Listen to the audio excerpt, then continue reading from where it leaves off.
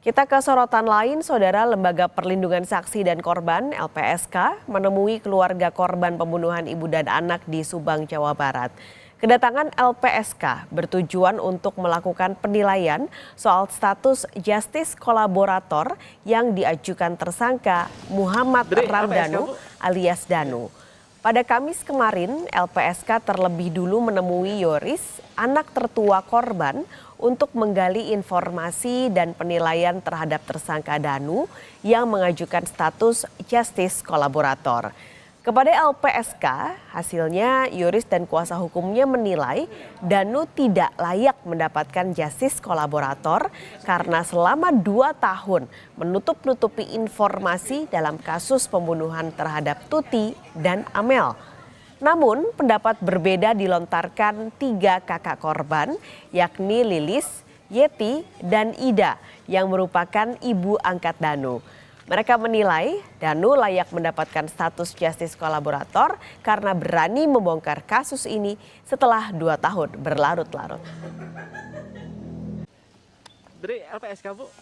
Dan emang kalau kita lihat ini kan 2 tahun ini apakah layak menjadikan sebuah justice kolaborator kan itu dengan dia menutupi kejahatan selama 2 tahun kan itu ya. Nah makanya ini kan jadi pertimbangan juga sebetulnya nanti dari kepolisian gitu ya.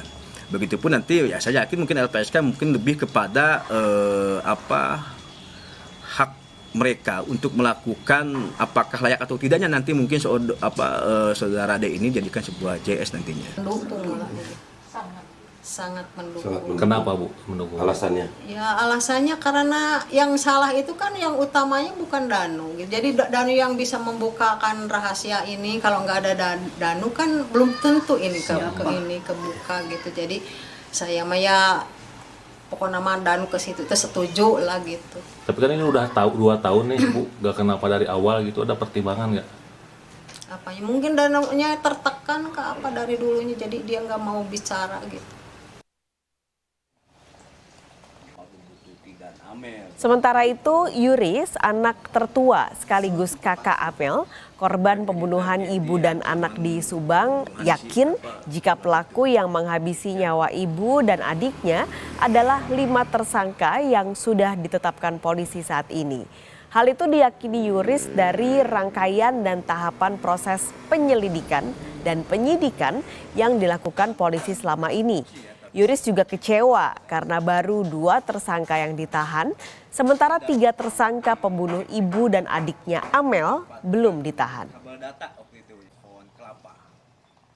Agak kecewa juga sih. Harusnya kan inilah bareng-bareng lah kalau bisa. Secara pribadi meyakini nggak sih kalau pelakunya tuh benar gitu? Kalau dari beberapa tahapan proses ya meyakini. Juga mengapresiasi lah seperti itu dari pihak kepolisian. Perkembangan informasi soal kasus pembunuhan ibu dan anak di Subang, Jawa Barat akan langsung disampaikan jurnalis Kompas TV Hendri Irawan.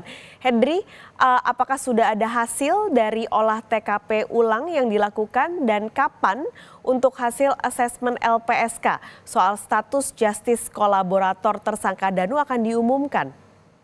Ya baik Paskalis dan juga saudara, LPSK pada Kamis kemarin mendatangi keluarga korban pembunuhan ibu dan anak di Subang, di mana LPSK untuk pertama kali menemui kakak sekaligus anak tertua dari korban Tuti dan Amel ini untuk menggali informasi dan keterangan terkait justice kolaborator yang diajukan oleh tersangka Danu, karena Danu dianggap mengajukan justice kolaborator dianggap sebagai mau bekerja sama dengan pihak kepolisian untuk tersangka sekaligus saksi untuk membongkar kasus pembunuhan ibu dan anak ini yang telah berlarut-larut selama 2 tahun lebih ini.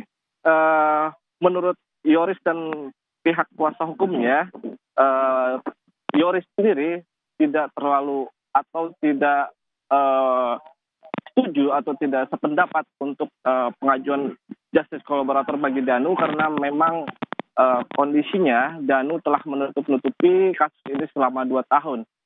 Setelah mendatangi Yoris, LPSK pun mendatangi keluarga lain yakni ketiga kakak korban yakni Lilis, Ida dan Yeti di kediamannya di Jalan Jagak untuk hal yang sama yaitu melakukan asesmen terhadap mereka terkait pengajuan justice kolaborator yang diajukan oleh Danu. Beda dengan Yoris, kalau jika keluarga kakak korban Tuti ini sangat setuju Danu mendapatkan justice kolaborator karena memang Danu memiliki keberanian dan mau membongkar kasus ini sehingga dapat menemukan tersangkanya sehingga seperti yang telah ditetapkan oleh pihak kepolisian Polda Jabar saat ini sudah menetapkan 5 tersangka yakni Danu sendiri sebagai keponakan dan keponakan angkat dari korban, kemudian Yosep suami korban, Mimin istri muda dari Yosep dan kedua anaknya. Namun hingga saat ini baru 2 tersangka yang ditahan oleh pihak kepolisian dan 3 tersangka lainnya yakni Mimin dan kedua anaknya belum dilakukan penahanan karena memang belum ada keyakinan dari penyidik atau pertimbangan penyidik dan belum ada kesesuaian antar keterangan yang didapat dari yang dikeluarkan oleh Danu dan kondisi di lapangan.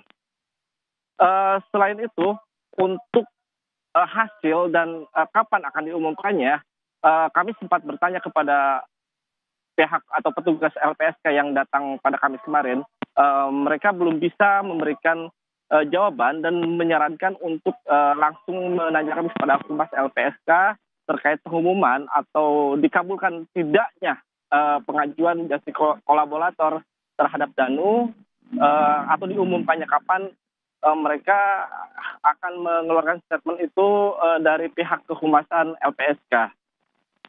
Paskalis. Baik, terima kasih Hendri Irawan melaporkan langsung dari Subang, Jawa Barat.